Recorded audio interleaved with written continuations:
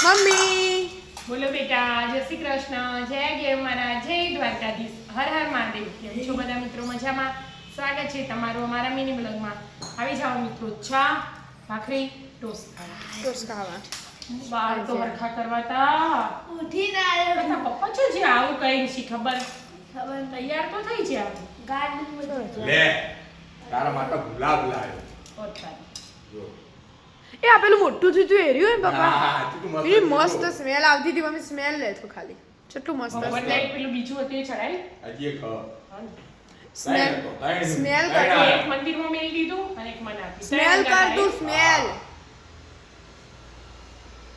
મસ્ત હા મસ્ત તો તા એટલે આપણે ભગવાનને મૂકીએ ને એ તો એની સ્મેલ લઈએ ને એ તો સીધું મૂકી દઈએ મંદિરમાં હા સ્મેલ ના કરાય ને એટલે આજ ધંગાત તૈયાર એટલે મેળ પડી છે લે મારા તરફથી તને gift. ના ના પપ્પાએ તને આલી માન ના લેવાય એવું ના હોય એવું હોય